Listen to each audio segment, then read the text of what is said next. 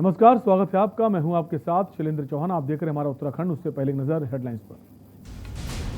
CM Tirath की core group की बैठक हुई खत्म। कोरोना की तीसरी लहर से निपटने पर हुआ मंथन। सीएम समेत कैबिनेट मंत्री गणेश जोशी रहे मौजूद। बाजपुर में कैबिनेट मंत्री अरविंद पांडे ने 2 करोड़ 46 लाख की लागत से मार्ग निर्माण किया शिलान्यास। निर्माणाधीन संस्था को निर्माण कार्य जल्द पूरा करने के निर्देश। कर्ण विधानसभा से बीजेपी के निर्वाचित विधायक महेश जीना ने ली विधानसभा सदस्य की शपथ। सीएम समेत कैबिनेट मंत्री गणेश जोशी सहित कई बीजेपी विधायक भी रहे मौजूद। एक बार फिर विवादों में फंसता नजर आ रहा यूजेवीएनएल। राहुल प्रियंका सेना के राष्ट्रीय प्रवक्ता भास्कर चुग ने करोड़ों रुपए के बंदरबाट का लगाया आरोप। नैनीताल हाईकोर्ट ने मसूरी फुटबॉल अवैध निर्माण पर रिपोर्ट पेश नहीं करने पर एमडीडीए के वीसी नगर आयुक्त को फटकारा। 9 जून को रिपोर्ट पेश करने के निर्देश। आबकारी विभाग की नाक के नीचे फल फूल रहा कच्ची शराब का धंधा। पुलिस ने एक्शन लेते हुए 2 युवकों के साथ 20 लीटर कच्ची शराब की बरामद। आप देख रहे हैं के न्यूज, खबरों का सारथी। और बुलेटिन की शुरुआत करेंगे देहरादून की बड़ी खबर से, जहां सीएम तीरथ की कोर ग्रुप की बैठक खत्म हो गई है।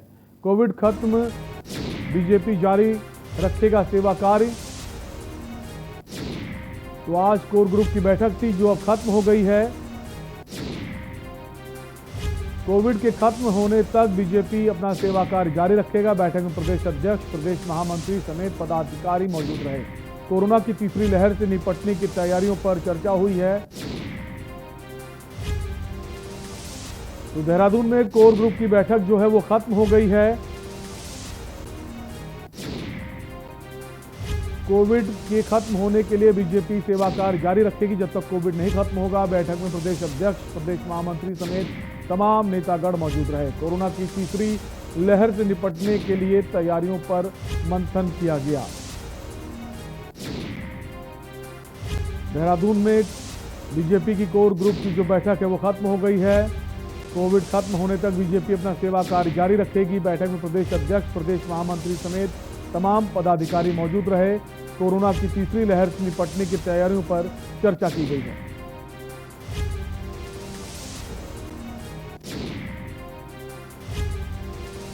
आपको बता दें, कांग्रेस पार्टी लगातार सवाल खड़े कर रही थी इस बैठक को लेकर। उसका कहना था कि बैठक जो है आगामी विधानसभा चुनाव की रणनीति को लेकर है। और इसी खबर पर हमारे संवाददाता देहरादून से अशोक जुड़ गए हैं। अशोक, जिस तरह से जानकारी मिल पा रही है, कोविड को लेकर ये मंथन हुआ है। वहीं जो कांग्रेस पार्टी आरोप लगा रही थी, बैठक को लेकर सवाल खड़े कर रही थी कि बैठक जो है विधानसभा चुनाव की तैयारियों को लेकर है। क्या कुछ जानकारी है आपके पास? जी देखिए, ये बिल्कुल सही बात साबित हुई है। जिस तरह से कांग्रेस ने आज आरोप लगाए हैं आज की इस बैठक को लेकर, भाजपा सरकार को आड़े हाथों लिया और उस पर जमकर निशाना साधा। जिस तरह से ये बातें सामने आई कि ये जो बैठक है इस महामारी के दौरान जिस तरह से ये आहूत की गई है, उसकी कड़ी शब्दों में कांग्रेस द्वारा जिस तरह से निंदा की गई, उसको लेकर खुद मदन कौशिक ने ये बात साफ कर दी है, जो कि प्रदेश अध्यक्ष है। साफ तौर पर उन्होंने ये बात कह दी है कि 2022 विधानसभा चुनाव में इसको लेकर कोई चर्चा नहीं की गई है। तो यानी कि यहाँ पर ये कहा जा सकता है कि जिस तरह से जो प्रयास लगाए जा रहे थे कि 2022 चुनाव को लेकर आज की इस कोर ग्रुप की बैठक में चर्चा होगी, वो कहीं से कहीं तक नहीं हुई। जो कि जिस तरह से कांग्रेस ने इसमें कड़ी शब्दों से निंदा करी, उसको भी गलत साबित कर दिया है भाजपा ने। वहीं अगर हम यहाँ पर अब बात करते हैं, आज की जो कोर ग्रुप की बैठक थी जो खास तौर पर रखी गई थी, वो कोरोना में जो सेवाएं भाजपा के कार्यकर्ताओं द्वारा दी जा रही है, उस सेवा को लेकर समीक्षा की गई थी, कि जिसमें राष्ट्रीय संगठन महामंत्री बीएल संतोष, प्रदेश प्रभारी दुष्यंत कुमार गौतम और सह प्रभारी रेखा वर्मा जी मौजूद थी, और खुद मुख्यमंत्री तीरथ सिंह रावत और प्रदेश अध्यक्ष मदन कौशिक भी इसमें मौजूद थे। तो जो और इस बैठक में सबसे बड़ी बात ये थी, जो अभियान इनका भाजपा द्वारा चलाया जा रहा है, जो कि जिस अभियान का नाम है संगठन अभियान, जो चलाया जा रहा था, उसको लेकर इस पर चर्चा की गई। खासतौर पर इसमें एक बात ये भी कही गई है कि प्रशिक्षण का खास तौर पर ध्यान दिया जाए। जो कार्यकर्ता है उनको प्रशिक्षित किया जाए, क्योंकि कहीं कहीं पर ऐसा देखा गया है कि जनता में कहीं कहीं पर आक्रोश है, किसी न किसी कार्यकर्ताओं को लेकर आक्रोश दिखाई दिया, कहीं ना कहीं जनता में नाराजगी इस चीज को लेकर दिखाई दी। तो खास तौर पर केंद्रीय द्वारा ये दिशा निर्देश जरूर दिए गए हैं कि प्रत्येक कार्यकर्ता का जो कार्यों को लेकर बात हो रही, सेवा कार्य में सब जुट जाएंगे, जो जनप्रतिनिधि, जो कार्यकर्ता हैं, वो अब जनता के बीच कौन से ऐसे कार्यों को लेकर जाएंगे, कौन सा सेवा भाव दिखाएंगे, क्या इस पर कुछ जानकारी है? कौन से सेवा कार्य के लिए आगे आएंगे?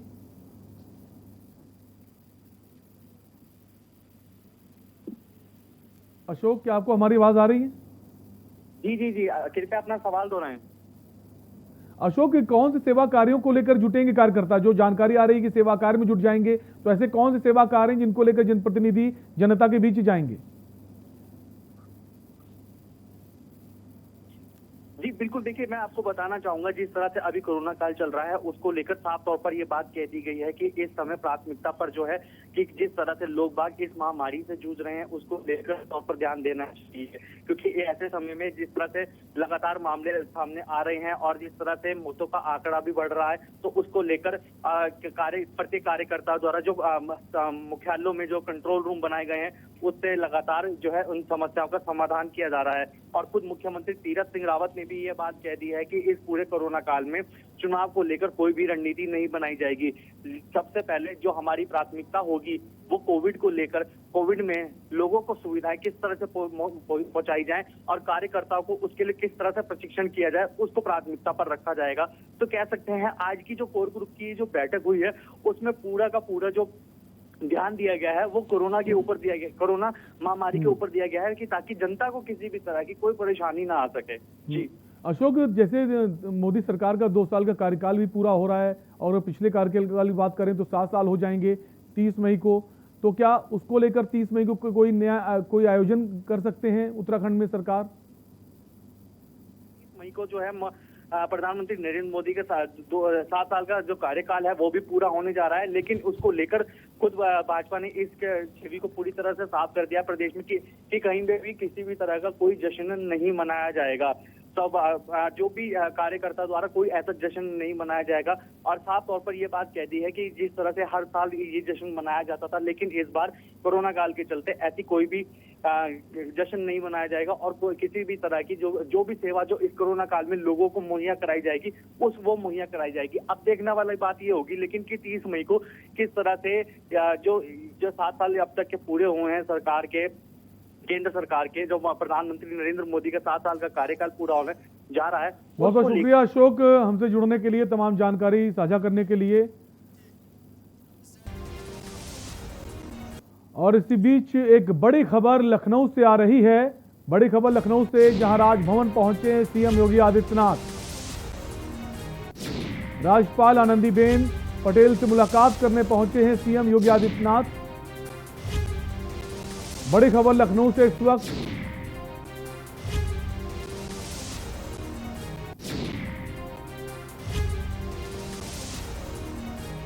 राजभवन पहुंचे हैं सीएम योगी आदित्यनाथ आनंदीबेन पटेल से मुलाकात करने। आपको बता दें मध्य प्रदेश से सीधे आनंदीबेन पटेल लखनऊ पहुंची हैं और सीएम उनसे मिलने पहुंचे हैं। तमाम तरह की अटकलें लगाई जा रही हैं कि ये जो बैठक है, जो मीटिंग है, बहुत अहम है, क्योंकि कैबिनेट के 6 पद खाली हैं। उसके अलावा और भी मंत्रिमंडल में कई फेरबदल की भी संभावना है। उसको लेकर ये जो मीटिंग है वो बहुत अहम मानी जा रही है। तो राज्यपाल आनंदीबेन पटेल से मिलने पहुंचे हैं राजभवन सीएम योगी आदित्यनाथ।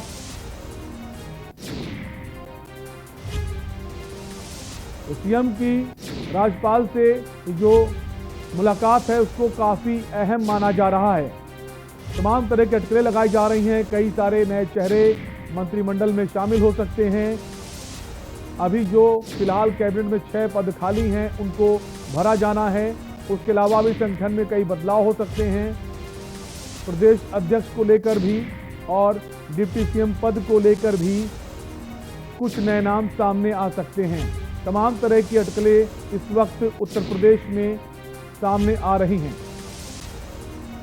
इन्हीं सब को लेकर राजभवन पहुंचे सीएम योगी आदित्यनाथ।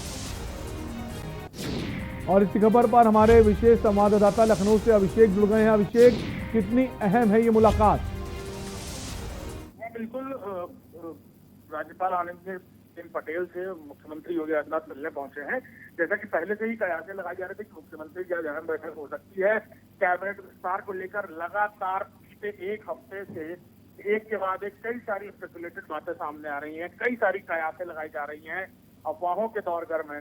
लेकिन इन सारी चीजों के बीच जब मुख्यमंत्री पहुंचे हैं तो ये बात भी कहीं ना कहीं सही होती नजर आ रही है कि उत्तर प्रदेश में जो 6 कैबिनेट मंत्री के पद फिलहाल खाली हैं, उसको लेकर अहम निर्णय हो सकता है।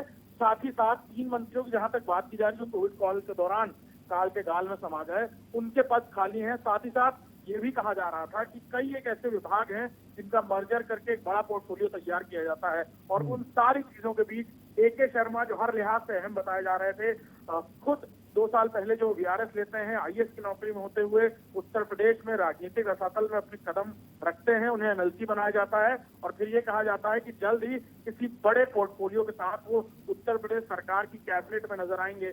और इन सारी चीजों के बीच आज मुख्यमंत्री पहुंचे हैं मिलने के लिए आनंदीबेन पटेल राज्यपाल से।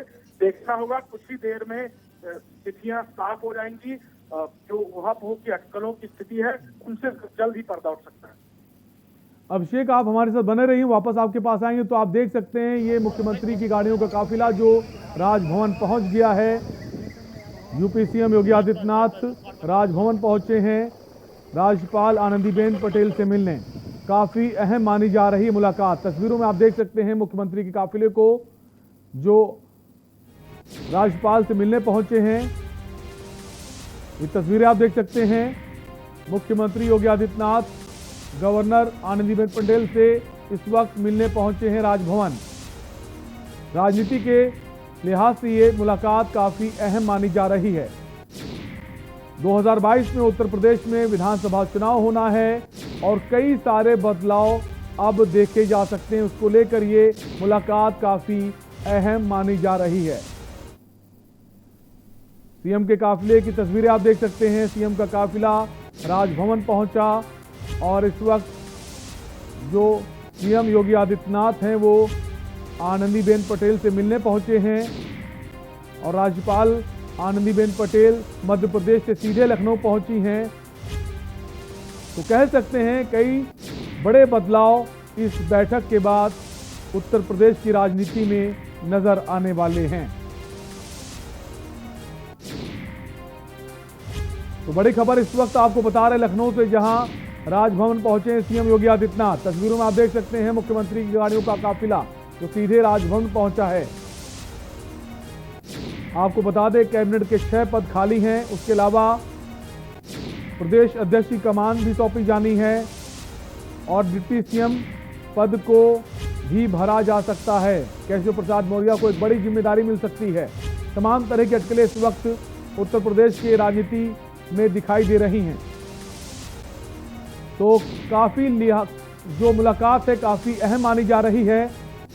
इस मुलाकात के बाद क्या चीजें सामने निकल कर आएंगी, तस्वीरों में आप देख सकते हैं मुख्यमंत्री की गाड़ियों का काफिला राजभवन जाता हुआ नजर आ रहा है। तो बड़ी खबर लखनऊ से, सुबह के मुख्यमंत्री योगी आदित्यनाथ राजभवन पहुंचे हैं। राजनीति के लिहाज से काफी अहम मानी जा रही है राज्यपाल से मुख्यमंत्री की मुलाकात। खबरें यह भी है कि कोविड को लेकर जो नियंत्रण किया गया है प्रदेश में, उसको लेकर भी चर्चा होगी। साथ ही और भी राजनीतिक दृष्टि से मुलाकात काफी अहम है। और यहां रुकेंगे ब्रेक के लिए, फौरन लौटेंगे। आप देख रहे हैं के न्यूज, खबरों का सारथी। क्या हुआ राजू, इतना क्यों खांस रहे हो? तबीयत तो ठीक है तुम्हारी? अरे कुछ नहीं यार, वो थोड़ा सा बुखार है। केमिस्ट से दवाई लूंगा। और राजू, हमें कोरोना वायरस को बिल्कुल भी हल्के में नहीं लेना चाहिए। कैसी बात करता है यार, तो दोस्त है कि दुश्मन? बेकार का खर्चा करवाएगा। अरे 2-3 दिन दवाई लूंगा। और डॉक्टर हूँ इसलिए समझा रहा हूँ तुझे, लक्षण है तो अपना कोविड टेस्ट करवा लो। ठीक है, मैं 2-3 दिन में अपनी जांच करवाता हूँ। अरे नहीं, तुरंत कोविड टेस्ट कराओ अपना। रिपोर्ट आने तक खुद को आइसोलेट करो। समय से जांच न करवाने और चिकित्सक के परामर्श न लेने के कारण लोग गंभीर रूप से बीमार हो सकते हैं। समय रहते इसकी पहचान करना जरूरी है राजू। ठीक है डॉक्टर साहब, मैं आज और अभी अपनी जांच करवाता हूँ। जल्द से जल्द डॉक्टर से परामर्श लेकर अपना इलाज करवाओ। और हाँ, अब उत्तराखंड सरकार ने लक्षण आने पर दवाई देने का प्रावधान भी शुरू कर दिया है, समझे? घबराएं नहीं, कोरोना का टेस्ट समय से करवाएं। रिपोर्ट आने तक खुद को आइसोलेट करें। जल्द से जल्द डॉक्टरी परामर्श लें, समय रहते हॉस्पिटल जाएं। कोरोना के लक्षण को समय से पहचानना जरूरी है। कोविड वैक्सीन अवश्य लगवाएं, मास्क पहने और सोशल डिस्टेंसिंग का पालन करें। सूचना एवं लोक संपर्क विभाग द्वारा जनहित में जारी। सुबह के लिए उड़ चला पर खुशबू अपनेपन की ढूंढता दूर कितना भी जा, इस जुबान से दूर ना जा पाओगे। विमल, बोलो जुबान केसरी। आप देख रहे हैं के न्यूज, खबरों का सारथी।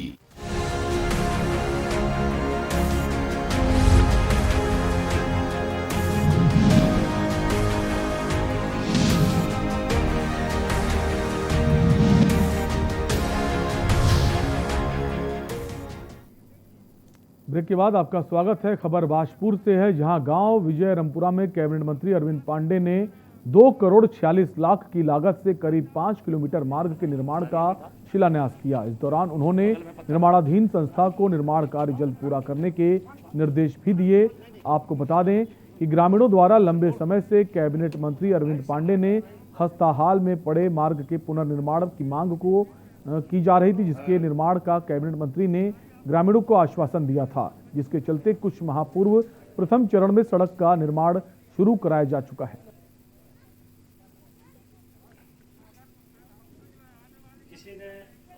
क्षेत्र में लगभग 10 किलोमीटर सड़क, क्षेत्रीय नरखेड़ा, विजय रामपुरा, शीतपुरी, ये मिला के लगभग 10 किलोमीटर सड़क थी और जो जीवन स्थिर हालात में थी। और इनको 2 फेज में, फेज फर्स्ट और सेकंड में हमने इसका धन आवंटन करा के, और क्षेत्रीय नरखेड़ा वाली तो हमने 3-4 महीने पहले उसका शिलान्यास कर दिया था, उस पर काम भी काफ़ी हो गया है। और सेकंड फेज में ये विजय रामपुरा शीतपुरी थी, इसका भी धन हमने सैंक्शन करा दिया था और टेंडर भी हो गया है। आज उसका शिलान्यास किया और मैं बहुत जल्दी इसको जनता की सेवा में इसको हम समर्पित करेंगे, जो लोगों की कई सालों से मांग थी। सल्ट विधानसभा से बीजेपी के नवनिर्वाचित विधायक महेश जीना ने आज शपथ ग्रहण कर ली है। देहरादून स्थित विधान भवन में विधानसभा अध्यक्ष प्रेमचंद अग्रवाल ने महेश जीना को विधानसभा की सदस्यता ग्रहण करवाई। इस दौरान सीएम तीरथ सिंह रावत, कैबिनेट मंत्री गणेश जोशी सहित कई बीजेपी विधायक भी मौजूद रहे। सीएम तीरथ सिंह रावत ने कहा कि महेश जीना ने भारी बहुमत से जीत प्राप्त की है और दिवंगत सुरेंद्र सिंह जीना के कार्यों को महेश जीना आगे बढ़ाते हुए क्षेत्र का चौमुखी विकास करेंगे।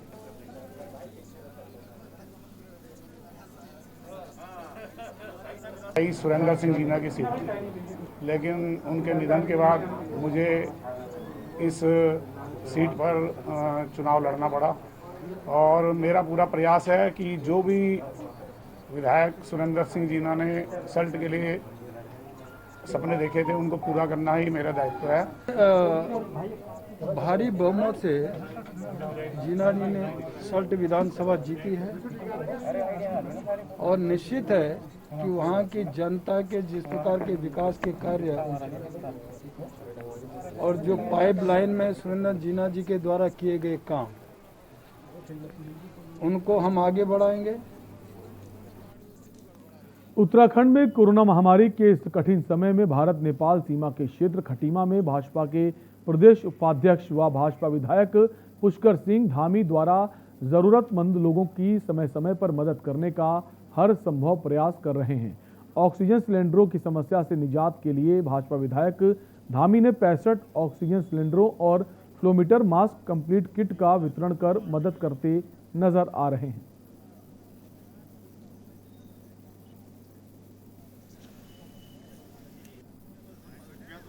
पिछले दिनों जो कोरोना की दूसरी लहर आई, उस लहर में हमने यहाँ पर देखा कि ऑक्सीजन की बहुत कमी हो गई थी और हमारे अस्पतालों में भी ऑक्सीजन के सिलेंडर नहीं थे।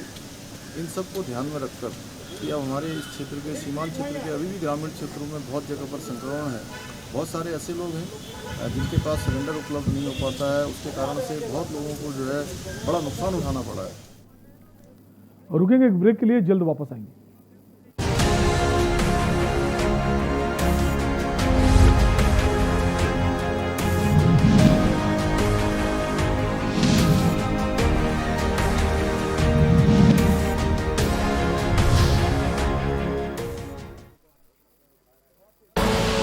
आप देख रहे हैं के न्यूज, खबरों का सारथी। क्या हुआ? रिपोर्ट कोविड पॉजिटिव आई है। अभी तो डॉक्टर ने होम आइसोलेशन में इलाज करने की सलाह दी है, लेकिन क्या? बस यही सोच रहा था कि अस्पताल की जरूरत ना पड़े। अरे यार नहीं पड़ेगी।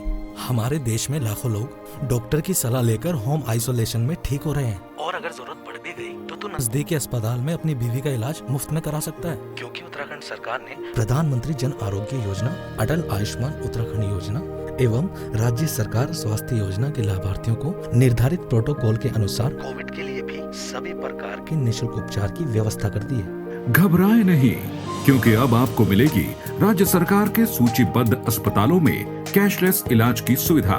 प्रधानमंत्री जन आरोग्य योजना, अटल आयुष्मान उत्तराखंड योजना एवं राज्य सरकार स्वास्थ्य योजनाओं से आपको मिलेगा कैशलेस उपचार।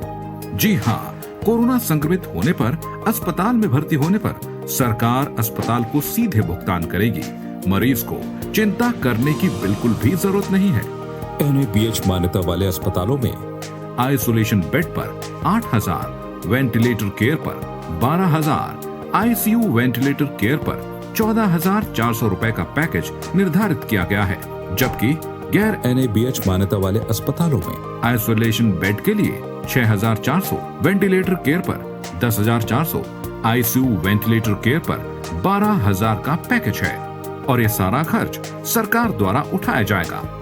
यही नहीं, लाभार्थियों की जांच, उपचार, भोजन और PPE किट का खर्च भी इस योजना में शामिल है। इस मुश्किल घड़ी में अगर अस्पताल करे इलाज में कोताही, तो अस्पतालों पर भी तीरथ सरकार करेगी कड़ी कार्रवाई। तीरथ सरकार इस मुश्किल घड़ी में है आपके साथ। बेहतर इलाज, कैशलेस इलाज, कोरोना से जीतेंगे जंग, हमें है विश्वास। पर ये दिल है कि चख रहा है उन्हीं अल्फाजों का दूर कितना भी जाओ, इस जुबान से दूर ना जा पाओगे। विमल, बोलो जुबान केसरी। आप देख रहे हैं के न्यूज, खबरों का सारथी।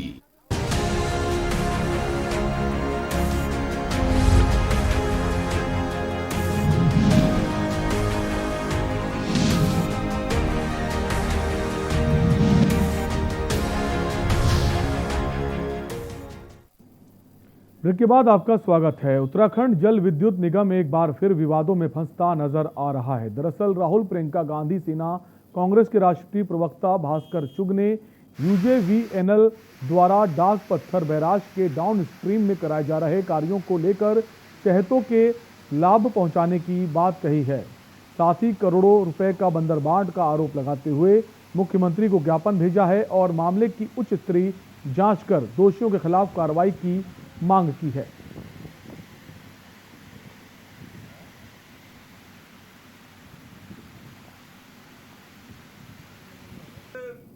एक ठेकेदार को फायदा पहुंचाने के लिए या दो ठेकेदारों को फायदा पहुंचाने के लिए, उनकी कमाई कराने के लिए उत्तराखंड जल विद्युत निगम जनता के पैसे को, आपके और मेरे टैक्स के द्वारा दिए गए पैसे को किस तरह से उसका मिसयूज कर रहा है, किस तरह से वर्ल्ड बैंक के पैसे का मिसयूज कर रहा है। हमारा सवाल यह है, जब एक टेंडर हमारा हो गया, एक काम हमने कर दिया, तो 2 साल के अंदर उसी काम को दोबारा कराने का अर्थ सिर्फ और सिर्फ मेरी निगाह में तो यह है कि जो काम पहले हुआ उसकी जांच में कहीं उस काम का खुलासा ना हो जाए, उसमें हुए घोटाले का खुलासा ना हो जाए।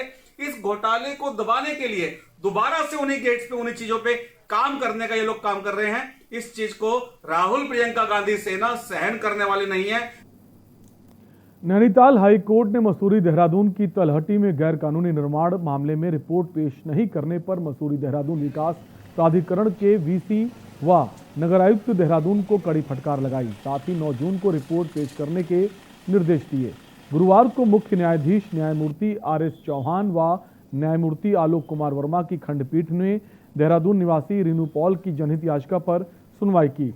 कोर्ट ने 30 डिग्री से अधिक ढाल पर बने निर्माण को उत्तराखंड के बिल्डिंग बाय लॉज के खिलाफ होने के कारण सील करने के निर्देश दिए हैं। ये आदेश मसूरी देहरादून विकास प्राधिकरण और नगर निगम देहरादून को क्रियान्वयन करने के लिए कहा गया है।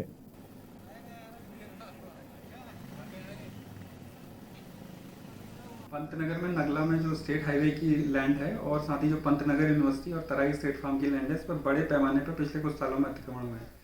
जिलाधिकारी महोदय से इस मामले में रिपोर्ट मांगी गई थी। तो जिलाधिकारी की अध्यक्षता में जो कमेटी वहाँ पर गई थी, उन्होंने माना कि यहाँ पर बड़े पैमाने पर इंक्रोचमेंट हैं और यहाँ तक कि सड़क की चौड़ाई जो 32 मीटर थी वो मात्र 17 मीटर रह गई है और पंतनगर यूनिवर्सिटी की लाइन पर भी बड़े पैमाने पर इंक्रोचमेंट हुए हैं। और साथ ही जिलाधिकारी महोदय ने इस बात को भी एक्सेप्ट किया अपनी रिपोर्ट में कि जो पब्लिक वर्क्स डिपार्टमेंट और पंतनगर यूनिवर्सिटी है उनके द्वारा भी इस मामले में जो कार्रवाई की जानी थी वो नहीं की गई है, जिस कारण पिछले कुछ सालों में भारी संख्या में अतिक्रमण सार्वजनिक संपत्तियों पर हो गया है। तो इस पर कोर्ट ने कॉग्निजेंस लेते हुए जिलाधिकारी की रिपोर्ट पर जिलाधिकारी महोदय से कहा है कि वो 23 जून तक इन अतिक्रमणों के संबंध में आवश्यक कार्रवाई करें और कोर्ट में जो कार्रवाई की गई है उसकी रिपोर्ट फाइल करें। खबर नैनीताल से है, जहां उत्तराखंड हाईकोर्ट ने पंतनगर नेशनल हाईवे, नगला और पंतनगर यूनिवर्सिटी की जमीन पर अतिक्रमण के खिलाफ दायर जनहित याचिका पर सुनवाई करते हुए जिलाधिकारी उधम सिंह नगर से इन अतिक्रमण पर कार्रवाई कर 23 जून तक रिपोर्ट पेश करने को कहा है। मामले की सुनवाई के लिए कोर्ट ने 23 जून की तारीख तय की है।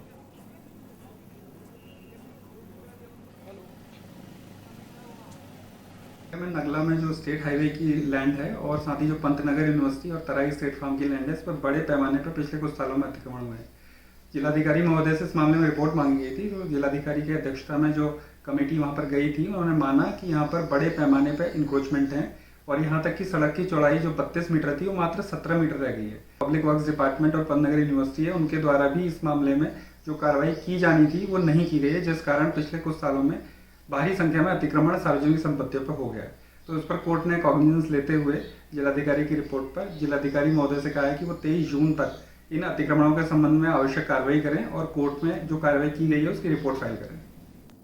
लक्सर में एनएचएम के तहत स्वास्थ्य विभाग में काम कर रहे कर्मचारी अपनी मांगों को लेकर मुखर हो गए हैं। उन्होंने बैठक कर विभागीय नीतियों के खिलाफ 31 मई तक काला फीता बांधकर काम करने और इसके बाद आंदोलन शुरू करने की चेतावनी देते हुए अधिकारियों को ज्ञापन सौंपा है। आपको बता दें, लक्सर स्वास्थ्य विभाग में एनएचएम के तहत काफी संख्या में डॉक्टर व पैरामेडिकल स्टाफ के लोग काम कर रहे हैं। सभी के द्वारा लक्सर क्षेत्र में एनएचएम कर्मचारियों ने पीएचसी पर बैठक कर अपनी मांगों पर विचार किया और कहा कि कोविड में अपनी जान पर खेलकर हम काम कर रहे हैं, पर विभाग उन्हें उनका जायज हक देने को तैयार नहीं है। एनएचएम से संबंधित इनकी कुछ मांगे हैं कि हमको ये कुछ एरियर्स हैं, कुछ इनकी अलग अलग हैं, तो उसमें लिख करके सब लोग चीज़ें दी हैं। हम इनको अपने सीएम साहब के माध्यम से डीजी मैडम को बताएंगे। मामला यह है कि हम लोग जो कोरोना में महामारी में काम कर रहे हैं, अगर हमारे को कोई सुविधा नहीं है, हमारे को अगर कोई बीमारी होती है तो गोल्डन कार्ड की सुविधा दी जाए। साथ ही अगर अब किसी की मिसहैपनिंग हो जाती है, कभी खुदा ना करे, तो उनके परिवार में से किसी एक कर्मचारी को जो है सरकारी एनएचएम में नौकरी दी जाए। और सर सबसे बड़ी मांग हमारी लॉयल्टी बोनस की है। जो 2018 में हमारा लॉयल्टी बोनस आया था वो अभी तक हम लोगों को प्राप्त नहीं हुआ है। बाकी जिलों में यूपी वगैरह, बाकी प्रदेशों में यूपी वगैरह, हिमाचल वगैरह में सब जगह मिल चुका है। और हमारा उत्तराखंड में अभी के लिए इतना ही। बाकी तमाम खबरों के लिए देखते रहिए के न्यूज़ इंडिया। नमस्कार।